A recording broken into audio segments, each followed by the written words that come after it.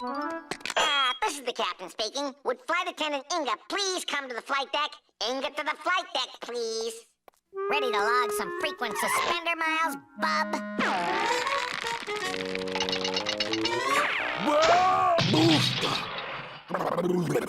That's no good, Woodpecker. I'll... Freeze!